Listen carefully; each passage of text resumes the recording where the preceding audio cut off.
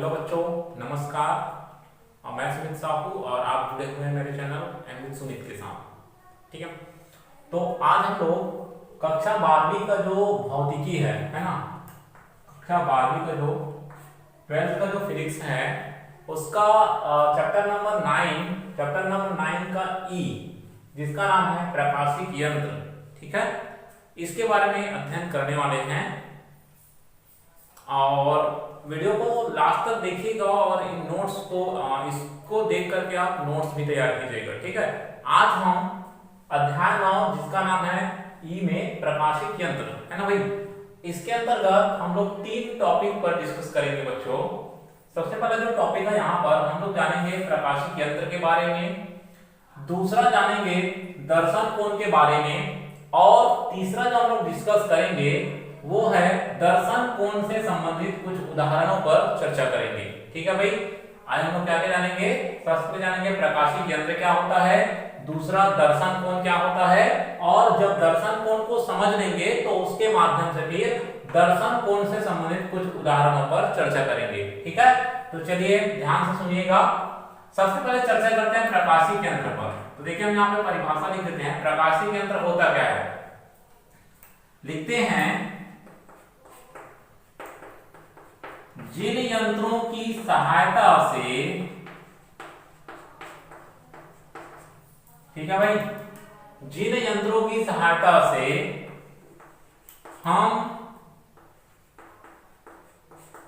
पास स्थित या दूर स्थित वस्तुओं को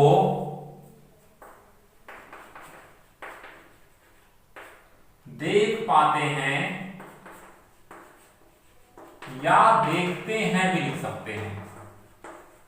ठीक है, हमने कहा जिन यंत्रों की सहायता से हम पास स्थित या दूर स्थित वस्तुओं को देख पाते हैं या देखते हैं, उसे क्या कहा जाता है, प्रकाशिक यंत्र कहते हैं। आई होप आपको समझ आ गया होगा। क्या लिखा परिभाषा, जिन यंत्रों की सहायता से या जिन यंत्रों की मदद से हम पास में स्थित वस्तुओं को या दूर में स्थित वस्तुओं को देख पाते हैं, ऐसे यंत्रों को क्या कहा जाता है, प्रकाशिक यंत्र कहते हैं। अब जैसे इसके एग्जांपलों की बात करते हैं, है ना, अगर हम इसके उदाहरण की बात करें तो हमने सुना है एक यंत्र सूक्ष्मदर्शी, सुने ना भाई। सूक्ष्मदर्शी जो होता है उसके माध्यम से हम सूक्ष्म जीवों को देखते हैं, है ना। तो सूक्ष्मदर्शी की मदद से हमने सूक्ष्म जीवों को देखने के लिए सूक्ष्मदर्शी का उपयोग किया है। तो सूक्ष्मदर्शी जो है एक प्रकार का क्या कहलाएगा, प्रकाशिक यंत्र कहलाएगा। इसी प्रकार दूर की वस्तुओं को हम लोग किसके माध्यम से देखते हैं बच्चों, दूरदर्शी के माध्यम से, है ना भाई। तो दूरदर्शी भी एक प्रकार का क्या कहलाएगा, प्रकाशिक यंत्र कहलाएगा। ठीक है, आई होप आप लोगों को समझ आ रहा होगा कि जिन यंत्रों की सहायता से हम पास स्थित या दूर स्थित वस्तुओं को देख पाते हैं या देखते हैं उसे प्रकाशिक यंत्र कहते हैं। जैसे कि उदाहरण के रूप में सूक्ष्मदर्शी, दूरदर्शी, इनकी मदद से हम लोग पास या दूर की वस्तुओं को देख पाते हैं। मतलब सूक्ष्मदर्शी और दूरदर्शी एक प्रकार का किसका एग्जांपल हो गया, प्रकाशिक यंत्र का। ओके, एक और यहां पर मैं अच्छा सा एग्जांपल देता हूं, मानव नेत्र, है ना। हमारा जो आंख है ना भाई, तो हम अपनी आंखों के माध्यम से भी पास स्थित या दूर स्थित वस्तुओं को देख पाते हैं। इसका असर ये हुआ कि हमारा जो आंख है या मानव नेत्र जो है वो भी क्या है, एक प्रकार का प्रकाशिक यंत्र है। आई होप दोस्तों, आई होप बच्चों आप लोगों को प्रकाशिक यंत्र क्या होता है समझ आ गया होगा। इस परिभाषा को अपनी कॉपी में लिखिएगा और इन एग्जांपल्स को और अपना नोट्स तैयार कीजिएगा। ओके, चलिए तो अब हम अपने अगले टॉपिक पर चलते हैं जिसका नाम है दर्शन कोण। क्या चीज है, दर्शन कोण। ये मैं मिटा देता हूं।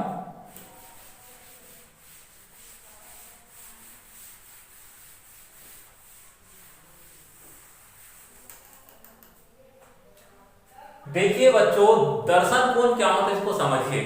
ठीक है, ध्यान से देखना, फिर उसके बाद डेफिनेशन लिखेंगे। पहले मैं एक चित्र बना देता हूं, है ना। मान लीजिए ये मानव नेत्र है, मान लीजिए ये क्या है, मानव नेत्र है और ये लेंस है, ठीक है।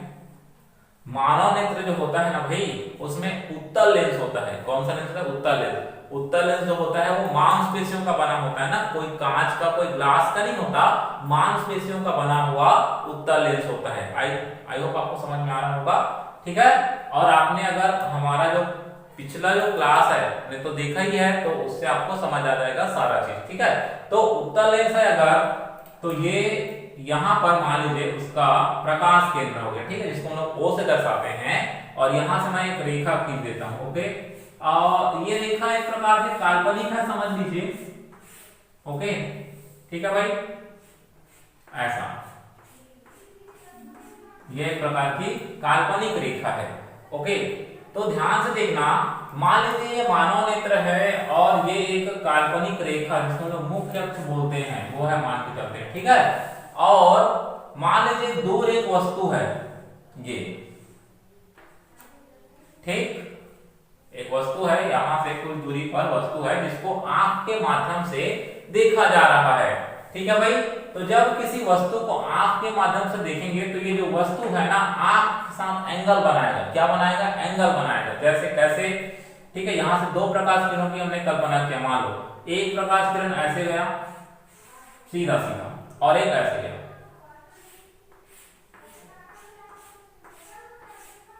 कुछ इस प्रकार, ठीक है। तो इस वस्तु ने आंख के साथ एक एंगल बनाया। चलो मान लेते हैं कि ये अल्फा एंगल बनाया, ठीक है। तो आपने देखा कि कोई भी वस्तु को जब हम अपनी आंखों के माध्यम से देखते हैं तो वो एक एंगल बनाता है आंख के साथ। मतलब वस्तु जो होता है ना भाई, आंख के साथ क्या बनाता है? एक एंगल, एक कोण बनाता है। और उसी कोण को क्या कहा जाता है? दर्शन कोण कहा जाता है। क्या कहा जाता है बच्चों?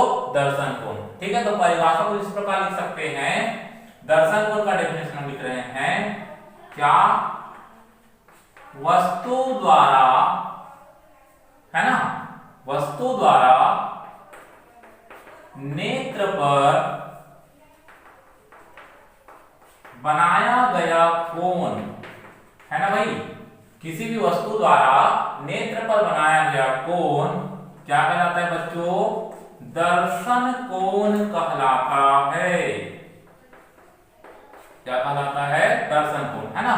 कोई भी वस्तु रहे, जैसे कि ये चौक है, अगर मैं इस चौक को देख रहा हूं तो चौक ना मेरे आंख के साथ एक एंगल बनाया होगा और उस एंगल को क्या कहा जाता है?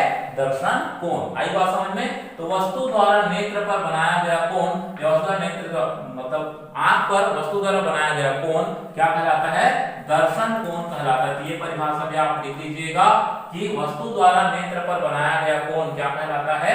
दर्शन कोण कहलाता है। क्या कहलाता है भाई? दर्शन कोण कहलाता है, ठीक है। अब यहाँ पे मैं देखिए, ध्यान दीजिए, तो यहाँ पर जैसे ये वस्तु है ना भाई, और इस वस्तु ने आंख पर क्या बनाया? कोण बनाया। क्या बनाया? कोण बनाया, ठीक है। तो कोण क्या बना? अल्फा। तो ये जो अल्फा है यहाँ पर, जैसे यहाँ पर अल्फा जो है एक प्रकार का क्या है बच्चों? दर्शन कोण है, ओके। चलिए एक और काम करते हैं। जैसे ये कुछ दूरी पर एक वस्तु है, हम एक और वस्तु की कल्पना करते हैं, ओके। मान लीजिए कि यहाँ पर एक और वस्तु है, दोनों ही वस्तु समान आकार के हैं। जैसे मान लीजिए ये 2 सेंटीमीटर है, तो ये भी कितना है? 2 सेंटीमीटर, ओके, ठीक है भाई। अब ये भी इसके साथ क्या बनाएगा? एक एंगल बनाएगा। यहां से एक प्रकाश किरण गया, सीधा सीधा चला गया, और एक यहां से, ठीक है भाई। ये अल्फा बना था और ये एक और बनाया, तो ये क्या बन गया? बीटा। दोनों को गौर से देखो, क्योंकि ये चीज समझ जाओगे तब ये आप बहुत अच्छे से समझोगे, ओके। आई होप अभी तक आप प्रकाशी केंद्र समझ गए होंगे, दर्शन कोण समझ गए होंगे। अब हम लोग इसके बाद इस पर चर्चा करेंगे बच्चों, है ना। तो इस पर चर्चा करने से पहले जरूरी हो जाता है कि हम दर्शन कोण के कुछ कॉन्सेप्ट को समझ ले। यहां पर मान लीजिए 2 वस्तु है, ए बी और ये P Q, okay. A B पहली वस्तु है, पी क्यू जो है दूसरी वस्तु है, दोनों सेम आकार के, है ना। अब गौर से देखोगे कि ए बी का दर्शन कोण क्या बना? अल्फा बना है, और पी क्यू का दर्शन कोण क्या बना है? बीटा बना हुआ है। दोनों को गौर से देखने से पता चलता है कि बीटा जो है बड़ा है किससे, अल्फा से, है ना भाई। देखो बीटा जो है इस अल्फा से क्या है बच्चों, बड़ा है। क्या समझे, यहां पर एक बात तो फिक्स है कि अगर दो वस्तु समान आकार का है ना, और एक वस्तु आंख के करीब है और एक वस्तु आंख से दूर है, तो जो पास में होगा उसका दर्शन कोण क्या बनेगा, बड़ा बनेगा, और जो दूर में होगा उसका दर्शन कोण क्या बनेगा, छोटा बनेगा। आई बात समझ में, मतलब पास में स्थित वस्तु का दर्शन कोण बड़ा बनता है और दूर में स्थित वस्तु का दर्शन कोण क्या बनता है, छोटा बनता है। ओके ठीक है, अब इस कॉन्सेप्ट के माध्यम से हम इसको समझते हैं। ठीक है, एक प्रश्न को लेकर के। तो आई होप ये दर्शन कोण कैसे समझ में आ गया होगा। पास में जो होगा, एक बार पुनः सुन लीजिए, पास में अगर कोई वस्तु है तो उसका दर्शन कोण बड़ा बनेगा, दूर में स्थित वस्तु का दर्शन कोण छोटा बनेगा। ठीक है, अब एक प्रश्न लेते हैं, फिर उस प्रश्न का जवाब देना। ठीक है, एक मिनट।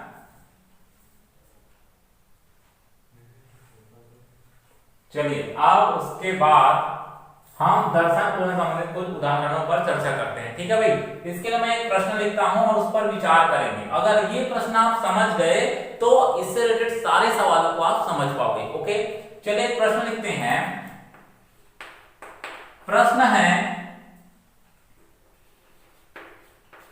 दूर पहाड़ी पर बैठा, ध्यान सुनना, दूर पहाड़ी पर बैठा व्यक्ति, है ना भाई, दूर पहाड़ी पर बैठा व्यक्ति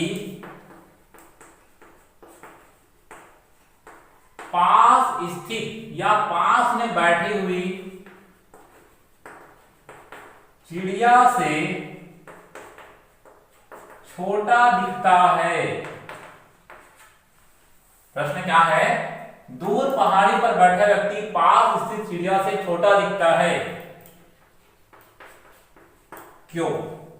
सही बात है ना भाई, अगर पास में एक चिड़िया बैठी है और दूर एक व्यक्ति है तो कौन छोटा दिखेगा, व्यक्ति।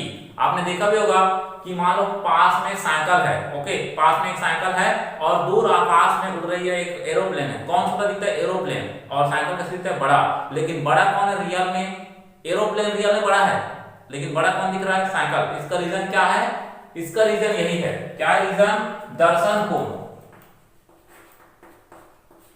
ठीक है, क्या है, दर्शन। कॉन्सेप्ट को समझो। ओके, अगर कोई चीज क्या हो, पास में हो, तो दर्शन कोण कैसा बनेगा, बड़ा। ठीक है, और अगर कोई वस्तु दूर हो तो दर्शन कोण कैसा बनेगा, छोटा। ठीक है भाई, अब इस सवाल का जवाब आप खुद दे सकते हो। देखो क्या लिखोगे बच्चों, दूर पहाड़ी पर बैठा व्यक्ति पास स्थित चिड़िया से छोटा दिखता है। इसका मतलब ये हुआ कि जो दूर पहाड़ी पर जो व्यक्ति बैठा हुआ है ना, उसका दर्शन कोण कैसा बन रहा होगा, छोटा। और दर्शन कोण अगर छोटा बनेगा तो वो चीज, वो व्यक्ति भी कैसा दिखेगा, छोटा दिखेगा। जबकि पास में जो स्थित चिड़िया है वो कैसा है, भले छोटा है, लेकिन बच्चों उसका जो दर्शन कोण है वो कैसा बन रहा है भाई, बड़ा बन रहा है। और बड़ा दर्शन कोण बनने के कारण चिड़िया बड़ी दिखाई दे रही है। ठीक है भाई, हाँ सोचो, अगर चिड़िया और व्यक्ति दोनों एक ही जगह खड़ा हो तब क्या होगा, ऐसे स्थिति में चिड़िया का दर्शन कोण छोटा बनेगा और व्यक्ति का दर्शन कोण बड़ा बनेगा। ठीक है भाई, वैसे ही एरोप्लेन वाली बात आई, एरोप्लेन छोटा दिखता है और सामने खड़ी हुई साइकिल बड़ी दिखाई देती है। ऐसा क्यों, क्योंकि साइकिल द्वारा बनाया गया दर्शन कोण बड़ा और एरोप्लेन के द्वारा बनाया गया दर्शन कोण कैसा होता है, बताओ कैसा होता है, छोटा होता है। इसीलिए तो दर्शन कोण छोटा मतलब वस्तु दिखेगा छोटा, दर्शन कोण बड़ा मतलब वस्तु दिखेगा बड़ा। आई बात समझ में? ठीक है, तो आज का ये 3 टॉपिक आई होप आपको समझ आया होगा।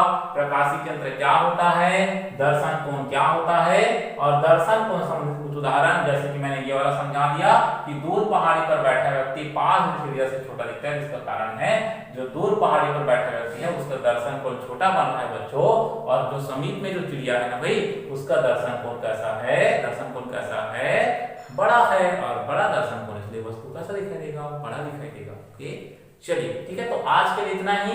इन टॉपिक्स को बढ़िया से आप नोट्स बनाइए और अगले में फिर हम लोग पढ़ेंगे आवर्तन क्षमता के बारे में। ठीक है बच्चों, तो ठीक है। और एक और बात, अगर आपने मेरा चैनल सब्सक्राइब नहीं किया तो चैनल सब्सक्राइब कर देना और आपके जितने भी मित्र हैं उनके पास ही शेयर कीजिए, ठीक है, क्योंकि जब भी मुझे वक्त मिलेगा मैं इस प्रकार का वीडियो बनाते रहूंगा और जितना भी मदद मिल जाए मेरी ओर से आप जरूर लीजिए। ओके, तो मिलते हैं अगले क्लास में, तब तक के लिए धन्यवाद।